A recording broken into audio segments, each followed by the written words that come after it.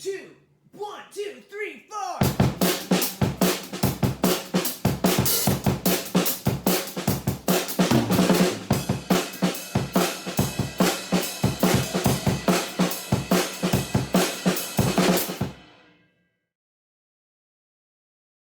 Hi there, welcome to lesson 6 of our intro into rhythm and drums. So this is going to be the final of our formal lessons, but before we move forward, let's start with a quick review. Take it all the way back to where we began. So with lesson 1, we talked about rhythm, which is just a pattern of sound to make a beat. And we talked about tempo, right? And how fast or slow a song is. We looked at the role of a drummer as being timekeeper, and when we looked at the beat, we talked about there being a downbeat and an upbeat to the rhythm pattern, and kind of like a Ferris wheel, and it continues to go round and round, and the drummer's role is to keep that going and help the other people play accordingly. So we started with a find the rhythm exercise, and we just stomped and clapped, the downbeat, upbeat, right? Now, lesson 2, we added drumsticks to that mix, and we learned how to hold the drumsticks, and we also practiced a few different drum pad exercises. If you remember the paradiddle, right? Left, right, left, left, right, left, right, right. And so we practiced with that and then did our find the rhythm exercises, but on a drum pad with our drumsticks. For lesson 3, we then took it to the drum kit and learned about the different pieces of the drums and the cymbals and did our find the rhythm exercises on the kit. We focused on 3 pieces: the hi-hat, the snare drum, and the bass drum. Then we looked at time signature. So lesson 4, appropriately, we focused on 4/4 time, and we kept our time by going 1, 2, 3, 4, but then added eighth notes by adding ands in between. So we counted 1 and 2 and 3 and 4 and 1 and 2 and 3 and 4 and learned different patterns of drum beats to that 4/4 time. And then our last lesson, we looked at 6/8 time. And we did the same find the rhythm exercise, but we were able to focus on different types of music, of blues and doo-wop, and keep the rhythm to that 6/8 swing feel. So now, this last lesson, it's about adding creativity to create your own patterns and rhythms and make your own beat.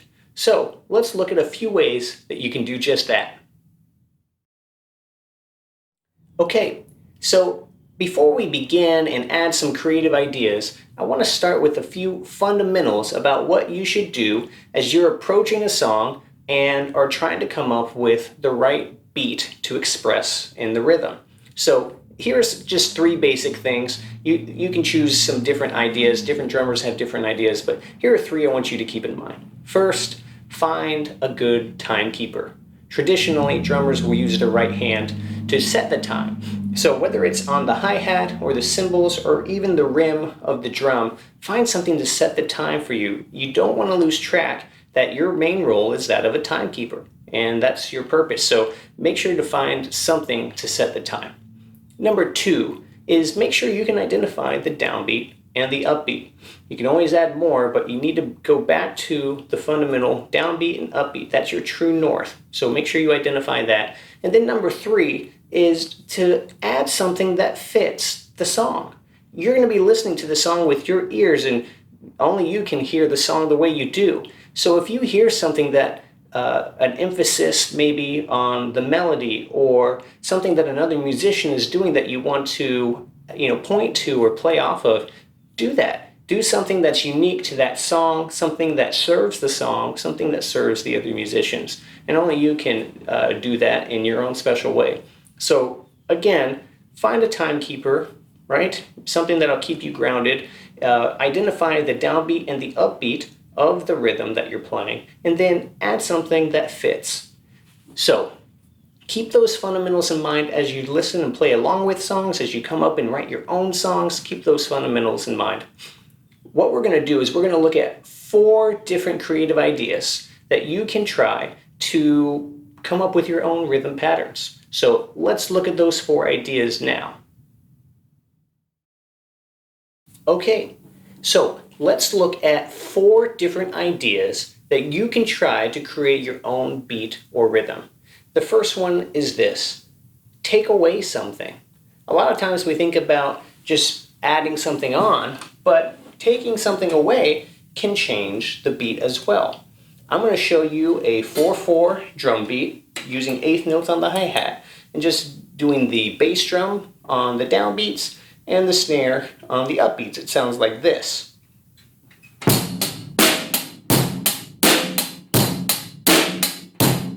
We practiced that in lesson 4. But now, instead of hitting the hi-hat each and every time, I can decide to only hit the hi-hat and the in-betweens on the ands, in which case I'll be hitting only one thing each part of the eighth notes for the 4/4 rhythm. So I'll be doing bass, hi-hat, snare, hi-hat. So not hitting the hi-hat each time, but only in the spaces between the drums. It kind of gives it a traditional disco feel, a lot of fun, and it sounds like this.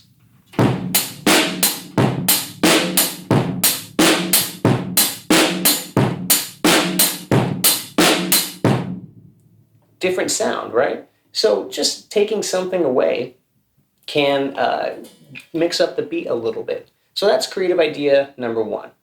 Take something away. Practice that beat if you'd like. Creative idea number 2 is to add something in. Add something in between, an extra hit. We did some of this in lesson 4 to just try to change things up. So find something. And you don't have to be within the eighth beats as well, the eighth note beats. You can find things in between there. This is especially useful on the snare drum, and find the little 16th notes and things in between the eighth note beats that you're playing. So in between the hi-hat hits, you can add in some extra snare hits. You can do it, just add in a simple one, or you can add in a lot in between. I'll show you both examples of just adding in a little extra hit here, and then after a while I'll add in a bunch of different snare drum hits while keeping the bass drum just going one time. Here we go.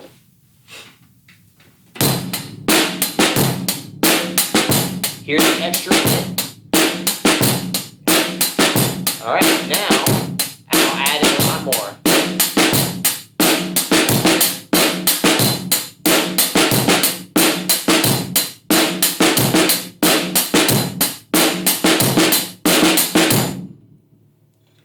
Just adding some extra beats in between, or extra hits for the snare drum. And then even for your bass drum as well, you can try it with your hi-hat, adding in a couple of extra hits too. So playing along with that, working on your paradiddles will help you a little bit, and other drum exercises. So take something away, number 1, add something in, number 2. Number 3 is just to switch it up, change it up. So one way that you can do it is by changing what you hit on the downbeat and the upbeat. Just switch out the snare drum and the bass drum for the downbeat and the upbeat, and it almost gives it a forward feel to the rhythm, like a Native American boom, boom, boom, boom, boom, boom, boom, boom, just by changing that up. So if you switch out the drum beats, it would sound something like this.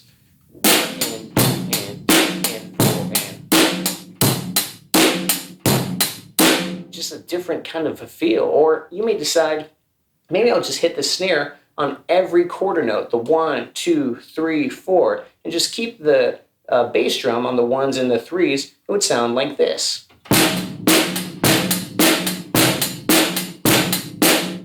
So you can hear that in Motown and also in some punk type songs as well. Just changing it up, switching it up a little bit. Sometimes you can play the same beat and just decide to change the expressions by what you're choosing to hit. I'm going to just change my hi-hat hand and go from the hi-hat over into the rims, and then into the ride cymbal. Same rhythm, same beat, but you can hear it just sounds like a different texture, and it helps break up the rhythm a little bit, the monotony, and give something different to listen to. Here's an example.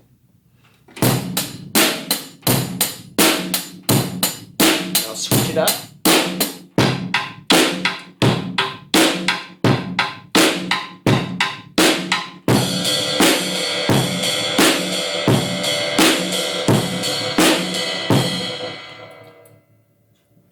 just a different sound, texture, and quality can add a lot to a song. If you really start listening to the drums in songs, you'll start to hear that a drummer may decide to play a hi-hat for the verse, but then switch over to the ride cymbal for the chorus to give a different feel to and texture to the overall song. And that's one good way of changing up the rhythm and creating your own sound and unique feel to the song.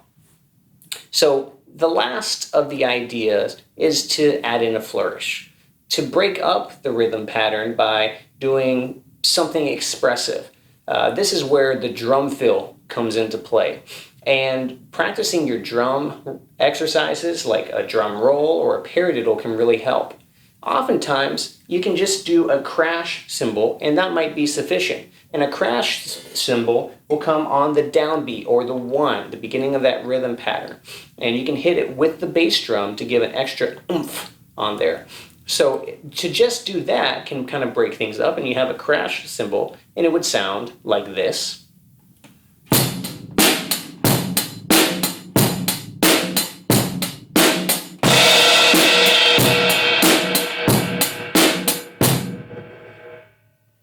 Notice that when I hit the crash cymbal, I still went back and continued my beat. I hit the very next eighth note right back on the hi-hat. So the crash doesn't pause everything, it just breaks it up and you continue to go on your way. When you add in a flourish, even if it's just a crash cymbal, you got to make sure that you're still holding true to the number one job, which is the timekeeper. You need to keep the time. And you don't want to add something kind of flashy only to find out, oh, I messed things up and now we kind of lost our sense of rhythm. You got to keep the sense of rhythm. The fill or the flourish that you add should serve the song. It should help break up the monotony and add a little something extra to the song where it feels right. So I'm going to show you an example of just using a simple drum roll and our paradiddle as drum fills onto a rhythm, and just adds a little something extra. It would be a good segue, perhaps, into the next verse or the bridge of a song. Here you go.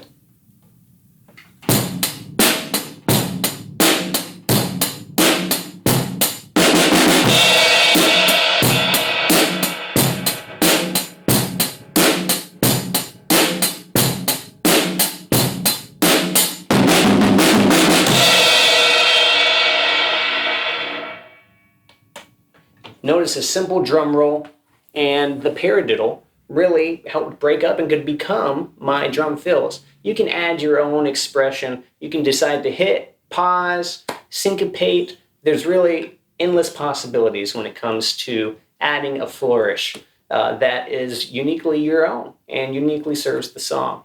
So look for different ways that you can create your own rhythms. I'm excited and would love to hear what you create. So try taking something away. Maybe try adding something or switching things up. Or you could even add in a couple of flourishes as well to your rhythms. And you'll create something completely your own, something fun, something creative. And I look forward to hearing it. Okay, so that concludes our intro into rhythms and drums. Here are a few ideas of where you can go from here. First, go back and review some other lessons. They're on video, so you can really nail down the concepts and the exercises, pause, and even watch in slow-mo if you want to. So enjoy that and take advantage of it. Second is this. Practice the Find the Rhythm exercise and play along to whole songs. You'll get better and better at identifying and keeping rhythm, and you'll build momentum and the necessary muscles it takes to keep the drums and the pattern going. So continue to do that. Going off of that, listen to lots of different song styles and different types of genres of music. We hit a lot of oldies and rock and roll and Motown and doo-wop and blues, but we barely scratched the surface here. So continue to listen to the music that excites you. Listen to different types of music that you maybe haven't been exposed to as well. there's a whole world of different types of music that you can listen to, especially with drums, everything from classical expression to jazz and even Latino and African rhythms. I mean, you've got a whole universe of music that you can enjoy. So do that. Take advantage of that. You'll learn something new from each of those that you do invest some time, and you'll take that with you. So the other idea is listen to more paradiddles, learn more paradiddles. I highly suggest that, with adult supervision, you find some more videos on paradiddles and different drum pad exercises. I mean, we barely got into that, and there's a lot more that's out there, and that'll really help sharpen your technique. So those are the main things that you can do. But last and not least is share what you've learned. And so record yourself or find a friend or a trusted adult who's around and, show off. Show them the rhythm that you can now play, the beat that you can put down. Maybe show them something that you created, all your own, and share it. I would love to see it. Post it out there. Put it for others to see. Who knows? Maybe after all this, I'll be watching your drum series pretty soon. I hope that you learned a little bit more about rhythm through this whole process. I hope that your interest was piqued as a drummer in this process. Mostly, I hope that you stay well, stay safe. Thank you so much for sharing this experience with me, and I hope you enjoy. As Ringo always says, peace and love, peace and love.